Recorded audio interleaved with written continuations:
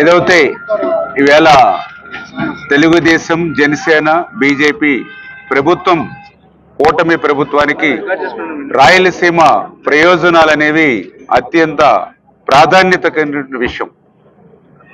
ఎందుకంటే ఆ రోజు అన్న నందమూరి తారక రామారావు గారి దగ్గర నుండి మరి ఈరోజు చంద్రబాబు నాయుడు గారి వరకు రాయలసీమకి న్యాయం చేసింది మరి తెలుగుదేశం పార్టీ ప్రభుత్వమే అనే విషయాన్ని కూడా ఈ సందర్భంగా తెలియజేసుకుంటూ ఉన్నా. అందుకు ఉదాహరణే ఆ రోజు 2014, 2019 5 సంవత్సరాల మరి పాలనలో మనందరం కూడా చూసాం.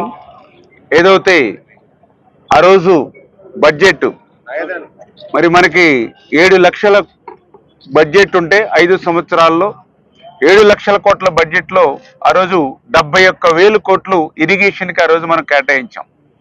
మరి తర్వాత వచ్చినటువంటి జగన్మోహన్ రెడ్డి ప్రభుత్వం మరి 19, 24, 5 సంవత్సరాల్లో మరి వాళ్ళు మరి దగ్గర 12 లక్షల కోట్ల బడ్జెట్ ఉంటే మరి ఆ రోజు కేవలం 22,000 కోట్లు మాత్రమే వాళ్ళు ఇరిగేషన్కి 5 సంవత్సరాల్లో కేటాయించారు. అంటే మనం 5 సంవత్సరాల్లో 9.6% బడ్జెట్లో ఇరిగేషన్ కేటాయిస్తే జగన్మోహన్ రెడ్డి గారు ఆయన బడ్జెట్లో ఇరిగేషన్ కేటాయించింది కేవలం 2.3% మాత్రమే.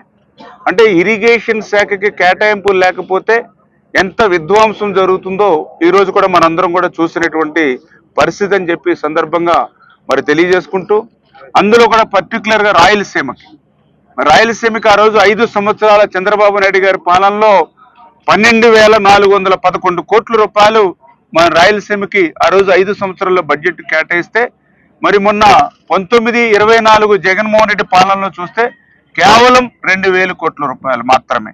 అంటే ఎక్కడ 12,411 కోట్లు, ఎక్కడ 2,000 కోట్ల రూపాయలు.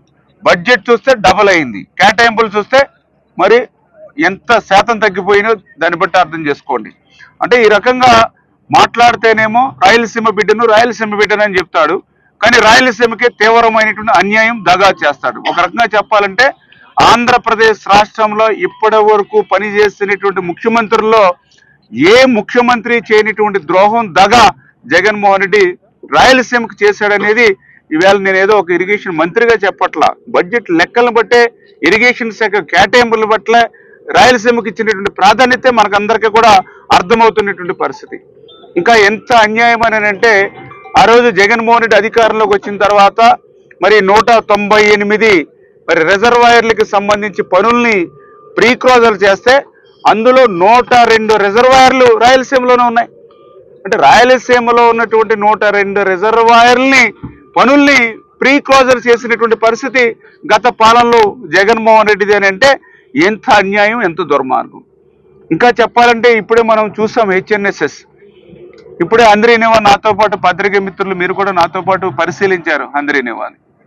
మరి ఇదే అంద్రీనివాకు సంబంధించి మరి ఏదైతే గత ప్రభుత్వం మరి ఆర్భాటంగా ఆ రోజు సంవత్సరంలో పూర్తి చేస్తానని జగన్మోహన్ రెడ్డి ఇదే ప్రాంతంలో చెప్పి టెండర్లు పిలిచి వర్క్ ఆర్డర్లు ఇచ్చి అగ్రిమెంట్లు చేసి సంవత్సరంలోనే పూర్తి చేస్తానని ఆ రోజు చెప్పాడు.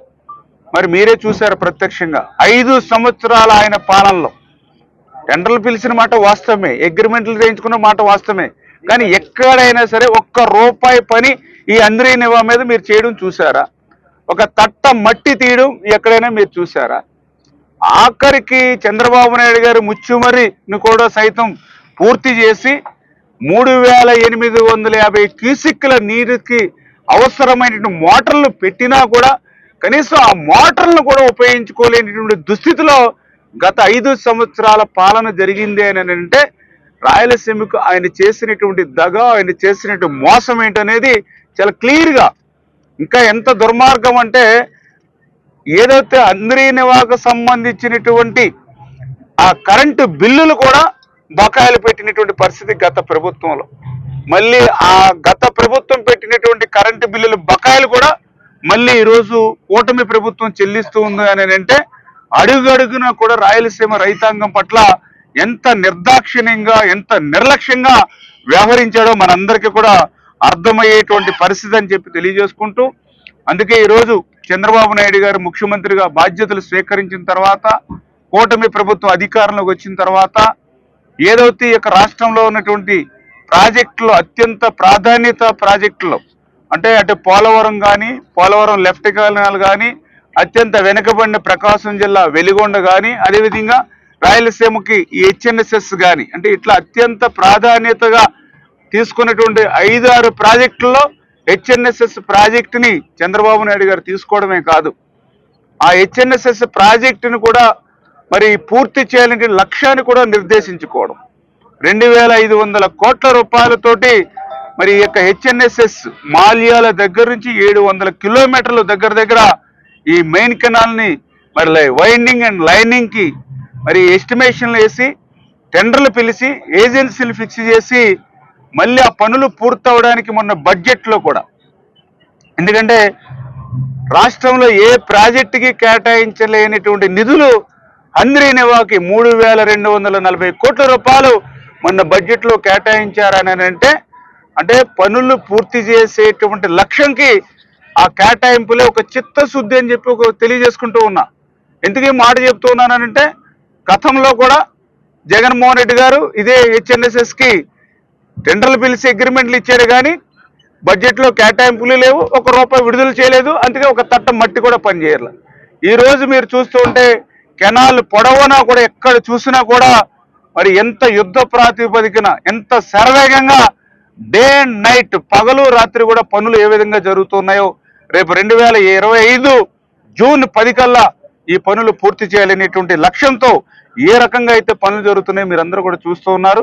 ఖచ్చితంగా ఏదైతే ఆసియాలోనే అతి పెద్ద పొడవైనటువంటి దగ్గర 565 కిలోమీటర్ల మెయిన్ కెనాల్ ఆసియాలోనే అతి పెద్ద పొడవైనటువంటి హెచ్ఎన్ఎస్ఎస్ ప్రధాన కాలువ దగ్గర హైట్ కూడా చూస్తే 392 మీటర్లు ఎగువకి వాటర్ ని పంప్ చేసుకునేటువంటి కెనాల్ ఇది.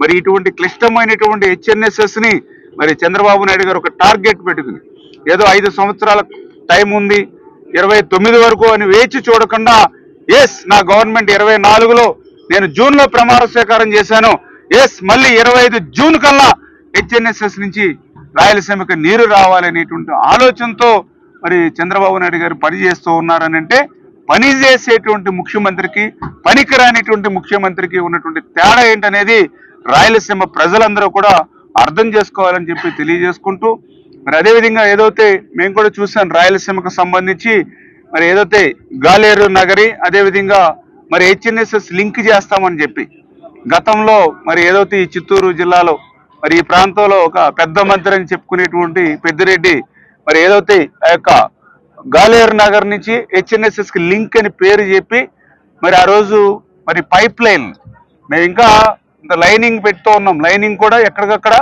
పోటీలు పెట్టమని చెప్పారు. సీఎం గారు కూడా చాలా క్లియర్ గా చెప్పారు, ప్రతి కాన్స్టిట్యున్సీకి నీరు వెళ్ళాలి, ప్రతి నియోజకవర్గంలో ఉన్న చెరువులన్నిటికీ కూడా నీరు పోవాలి. మనం ఒకవేళ కెనాల్ కనుక నీళ్లు కట్టేస్తే వెంటనే కెనాల్లో ఆరిపోతుంది, కానీ ఆ నియోజకవర్గంలో చెరువుల్లో నీళ్లు నింపితే ఆ సరౌండింగ్ ఏరియా అంతా కూడా భూగర్భ జలాలు పెరుగుతాయి. అంటే ఈ కెనాల్లో హెచ్ఎన్ఎస్ఎస్ లో నీళ్లుంటే అటు 1/2 కిలోమీటర్ ఇటు 1/2 కిలోమీటర్ భూగర్భ జలాలు పెరుగుతాయి. అదే మనం నియోజకవర్గంలో 20 చెరువులు 30 చెరువులు 70 చెరువులు ఎన్ని చెరువులు ఉంటే అన్ని చెరువులకి ఆ వాగుల్లోకి నీళ్లు పెడితే ఆ వాగులంతా సరౌండింగ్ ఏరియా, ఆ చెరువులు సరౌండింగ్ ఏరియా. అంటే 70 చెరువులకి ఇప్పుడు ఏదైతే ఇప్పుడు ప్రతికొండ 70 చెరువులు ఉన్నాయన్న 70 చెరువులకు నీళ్లు పెడితే 70 కిలోమీటర్లు దగ్గర అంతా కూడా సస్యశ్యామలు అయ్యేటువంటి పరిస్థితి, భూగర్భ జలాలు పెరిగేటువంటి పరిస్థితి. కాలువ కట్టినా కూడా ఇంకొక 1-2 నెలలు కూడా ఆ చెరువులో నీళ్లు ఉండడం వల్ల ఆ ప్రాంతం అంతా కూడా ఇంకో 2 నెలలు ఇంకా మీకు మరి భూగర్భ జలాలు పెరిగేటువంటి పరిస్థితి.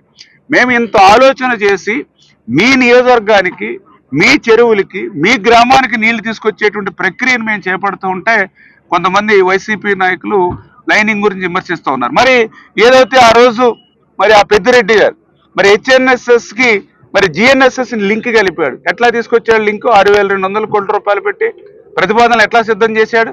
అన్ని పైపులు, డైరెక్ట్ పైప్ లైన్. అంటే మరి పైపుల ద్వారా నీరు పోద్ది, ఇంకెక్కడ కూడా ఓటీలు పెడతాకలేదు, కాన్స్టిట్యున్సీ తీసుకుంటాకలేదు, మీ చెరువులు నింపుకోవడానికి లేకుండా డైరెక్ట్ గా పైపుల ద్వారా నీరు పెట్టుకెళ్ళిపోతున్నప్పుడు మరి వీళ్ళెవరూ కూడా ఆ రోజు మాట్లాడలేదు ఏది భూగర్భ జలాల గురించి. ఈ రోజు పనిచేసేటువంటి ముఖ్యమంత్రి వస్తే వీళ్ళు మాట్లాడుతూ ఉంటారు. ఆ రోజు కూడా ఇదే కెనాల్ కి జగన్మోహన్ రెడ్డి గారు పనులంటే చేయలేదు, కానీ ఆ రోజు కూడా లైనింగ్ కి టెండర్లు పిలిచాడు. వాళ్ళకి వర్క్ అగ్రిమెంట్ ఇచ్చాడు, లైనింగ్ అగ్రిమెంట్ ఇచ్చాడు 2020లో.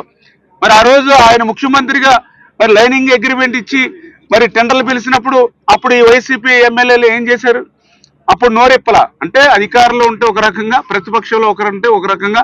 అంటే ఇటువంటి కుట్రల పన్నిటువంటి నియోజకవర్గాలకి జిల్లాలకి మధ్య ఇట్లా ఇష్యూలు టేకప్ చేసేటువంటి వ్యక్తులు వాళ్ళందరూ కూడా ఖచ్చితంగా ఈరోజు మరి చంద్రబాబు నాయుడు గారు, పవన్ కళ్యాణ్ గారు వీళ్ళిద్దరికీ తోడుగా నరేంద్ర మోడీ గారు, ఈ కూటమి ప్రభుత్వం రాయలసీమను మళ్ళీ సస్యశ్యామలం చేయాలి, మళ్ళీ రతనాల సీమగా రాయలసీమను మార్చాలనేటువంటి ఆలోచనతోటే అడుగడుగున కూడా పని చేస్తా ఉన్నారు. ఖచ్చితంగా రేపు 2025 మరి జూన్ 10 కల్లా ఈ యొక్క పనులన్నీ కూడా పూర్తి చేసేటువంటి విధంగా ప్రతి వారం కూడా రివ్యూ చేస్తూ ఉన్నాం.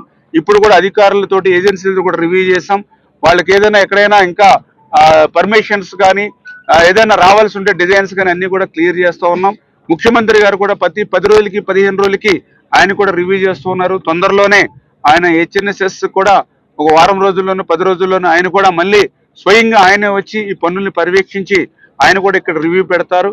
ఖచ్చితంగా ఏదైతే రేపు రాయలసీమకి అంటే పోలవరం పూర్తి చేయడం ద్వారా మరి ఆ పోలవరం నుంచి గోదావరి వరద జలాలు ఏవైతే ఉన్నాయో అటు ఉత్తరాంధ్రకు ఇటు రాయలసీమకు తీసుకురావడంతో పాటుగా ఏదైతే పోలవరం మరి బనకచెర్ల ప్రాజెక్టు కూడా మరి భవిష్యత్తులో మరి అది కూడా పూర్తవుతే ఇంకా రాయలసీమ అనేది రతనాల సీమగా ఒక మంచి హార్టికల్చర్ కానీ అన్ని విషయాల్లోనూ కూడా మంచి అభివృద్ధి. ఇప్పుడు ఈ రోజు కూడా మనం చూస్తే కియా ఇండస్ట్రీ ఈ రోజు వచ్చింది అని అంటే అది ఆ రోజు మరి చంద్రబాబు నాయుడు గారు మరి ఆ రోజు ఆ రిజర్వాయర్ కి ఆ నీళ్లు ఇవ్వడం ద్వారా హెచ్ఎన్ఎస్ఎస్ ద్వారా నీళ్లు ఇవ్వడం ద్వారా మనకు ఆ రోజు సాధ్యమైనటువంటి పరిస్థితి గొల్లపల్లి రిజర్వాయర్ కి నీళ్లు ఇవ్వడం ద్వారా. అంటే ఈ రకంగా ప్రతి విషయంలోనూ కూడా ఈ రోజు ఈ కూటమి ప్రభుత్వం రాయలసీమకు అత్యంత ప్రాధాన్యత ఇస్తూ ముందుకెళ్తుందనే దానికి ఈ హెచ్ఎన్ఎస్ఎస్ పనులు కూడా ఒక ఉదాహరణ అని చెప్పి మీ ద్వారా తెలియజేస్తున్నాను.